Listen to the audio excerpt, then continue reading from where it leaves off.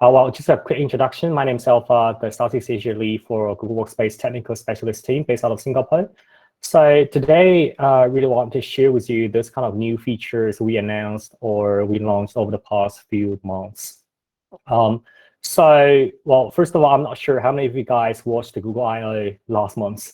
So last month, we announced the Smart Canvas feature at Google I/O. So generally speaking, Smart Canvas is the new product experiences that delivers the next evolutions of collaborations for Google Workspace. We are bringing the content and connections that transform the collaborations into a richer, better experience, and also making collaborations more flexible and also helpful. Between now and the end of the year, we are rolling out the innovations that we are sure will make it easier for our customers to stay connected like you guys, right? And also focusing your time and attentions and transform the ideas into impact. So let's take a look at this 1-minute video, which introduced the Smart Canvas.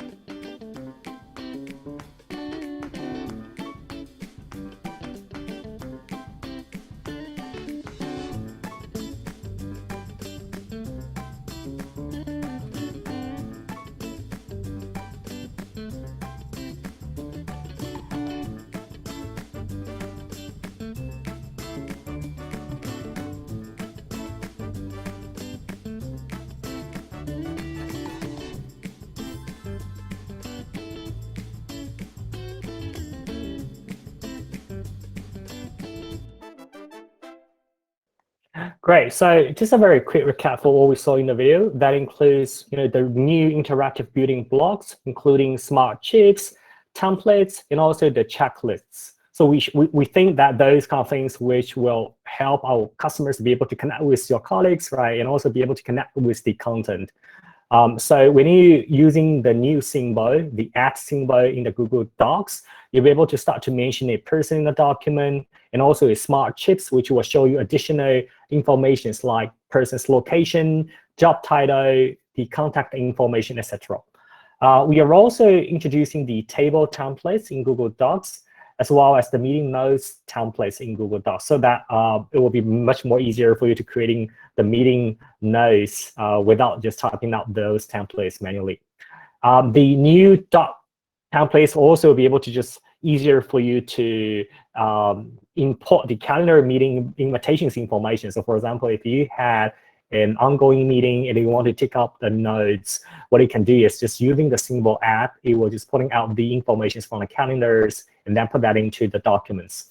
So you can actually start to use some of those features today. Just go to Google Docs and then type the @ symbol, and you will begin to see a list of the recommended people, files, or meetings. Meanwhile, you'll also be able to see the new view in Google Sheets, which will be able to better manage and interact with your data. So one of the requests from our customers we heard pretty often is that I'll be able to use Google Sheets to manage the projects and also be able to manage the tasks. Right? So we are going to launch the timeline view in Google Sheets, as what you're seeing here. So we hope hopefully that this feature will be able to let you be able to manage the task and the projects much more easier than before. And the next one is really about, I think previously in the meeting, you've also see those kind of Meet experiences in the Google Docs student slide. So we are rolling out the abilities to present your content to Google Meet on the web directly from the Docs student slides. And moving next, we will be bringing Google Meet directly to Google Docs in the slides so that people will be able to see and hear each other while they're collaborating. Next, just quickly go through some of those features we just launched over the past 3 months.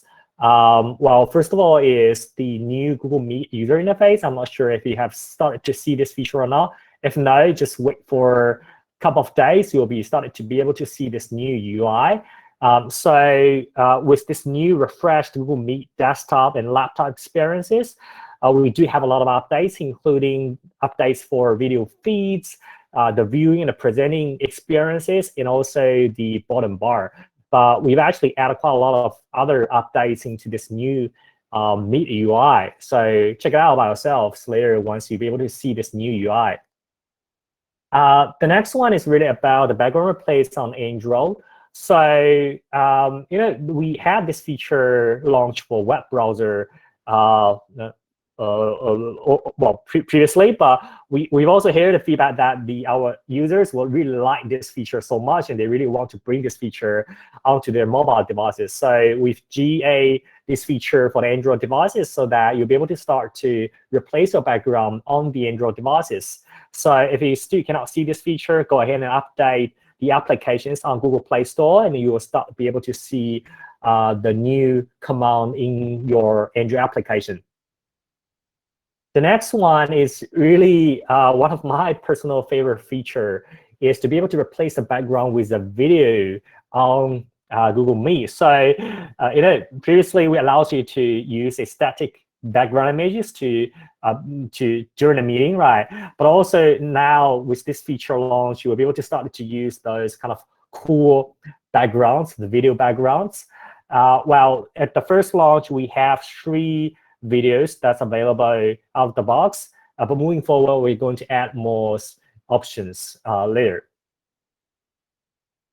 The next one is really about the Meet quality tour when you fail to join the meeting. So, some of the feedbacks we hear from our customer is, well, when people fail to join the meeting, there could be different reasons, right? It could be the reasons that the maximum participant limit reached, or it could be because the anonymouses are waiting in the lobby for a bit while, but because of nobody allowed them to join the meeting in the timeout issue, so that they're not able to join. So we are able to just put all this kind of information into the Meet quality tours. So starting from today, if you go to the Meet quality tour as an administrator, you'll be able to see those kind of additional information to tell you the reason why people are failed to join the Google meeting. Like what I said before, including different type of reasons, for example, because of the participant limitations issue, or because you're trying to join a call but was denied entry by a participant who's already in the call, or join a call but the request was timed out because nobody in the call responded. So you'll start to be able to see those kind of informations when you go to the Meet quality tour. Now, if you haven't used the Google Meet quality tours, I will highly recommend you to go ahead and use that tour, because that tour will give you a lot of enhanced information for the Google Meet, right? The next one is really about the new quality notifications information in Google Meet. So we are adding those additional performance notifications and recommendations in Google Meet, so that if you happen to have some network issues or any kind of issues which are causing a poor connectivities in Google Meet, we will give you some kind of recommendations. So that we hopefully that the end user will take the benefits from those notifications and be able to adjust either the network and also or the CPU or those kind of things that causing the poor connectivities or meeting experiences. The next one, I think I've covered this before, is really about presenting from Google Docs in the slides from Google to Google Meet, right? So this feature is already available. I saw GoPomelo has been using this feature when we are presenting today, right? So if you don't know, there's a new icon on Google Docs sheets and slides. So feel free to try to present a meeting from Docs sheets and slides so that you don't really have to join a Meet page. So you can just go ahead and present the deck from this button. Next one is really about being able to control your data usage and improve device performance with the new data saver settings on the mobile devices, which includes both iOS and Android, right? So with this feature enabled, we will actually just helping you to limit the data usage on your mobile devices. Or you also lower the demand on your phone CPU if you're not using a super powerful mobile phones. And also it will conserve the battery power. So This is also one of my personal favorite features as well, especially when I'm joining Google Meet from my mobile devices when I'm working outside of my house. The next one is the customized notifications for Google Chat and Google Chat in Gmail. So, well, first of all, earlier this year, we've launched the abilities to join and chat within the Google Gmail, right? So now some of the customers, they tell us that they receive a lot of different notifications from different source. Those could be from the chat, or those could be from the Gmail, and also it could be from a mobile devices. So we are actually adding more options for notification settings in Google Chat and Chat in Gmail. Well, we hopefully this kind of information will allow you to better adjust the notification settings for yourself. So for example, there's a couple of things you can set, like notify always, notify last, or notification not, right? So if you're turning the features to notify always, you'll receive a notification for every message and a new message that will be batched. But if you happen to, well, turning off the entire notifications, like what it named for this feature, you will receive no notifications at all, but you'll still be able to see a badge if you directly mention.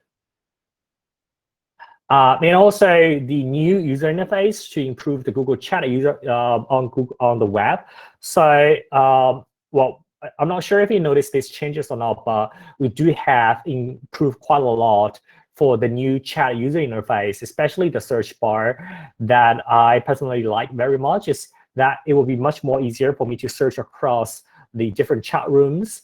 And also, it will be much more easier for me to filtering out the search result if I wish. But we also have some updates for the PWA, which stands for Progress Web Applications for Google Chat. So if you haven't used the PWA, yeah, so feel free to try to install the applications from the browser, which will go ahead and launch the Google Chat in the PWA mode. So we've added quite a lot of features into the PWA mode as well.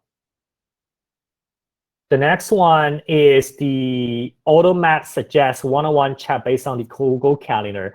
So I think this feature is also a pretty useful one, especially when you are having a meeting and probably will join late for the next one. What the suggestions will actually just allows you to quickly chat with the people who's waiting for you in the next meeting, right? So we will check your availability information, check your calendar, and then smartly give you the recommendations for those people you might want to chat with them. The next one is be able to save the photos from Gmail message to the Google photo, right? So if you started to receive a JPEG file images in Gmail, now you'll be able to see this new icon, which will allows you to save the photos to Google Photos. So you don't really have to download the photo and then upload the photo to the Google Photos. Instead, just with this simple click, we will go ahead and save that image to Google Photo for you. And well, currently it's only available for JPEG image, but we are going to extend to different other formats later.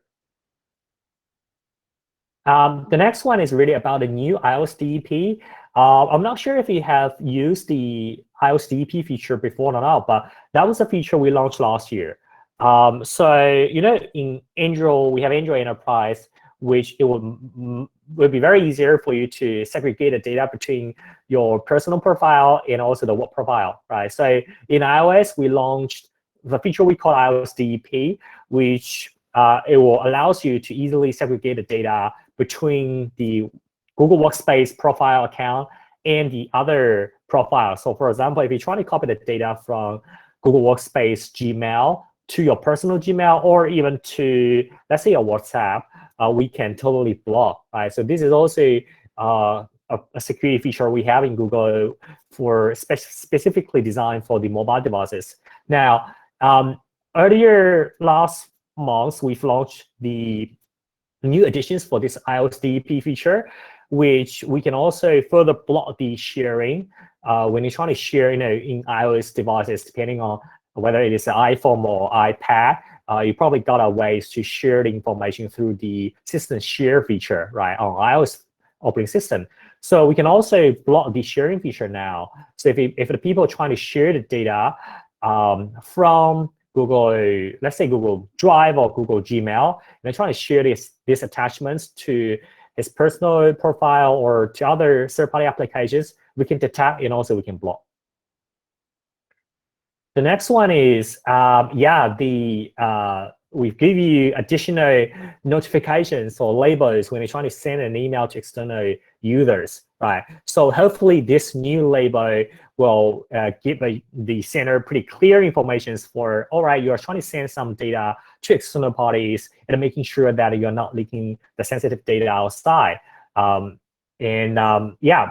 personally heard a lot of feedbacks from customers and say, hey, we should let our end users know when they're sending an email which contains external recipients, right? So this new label will give the people additional information on that.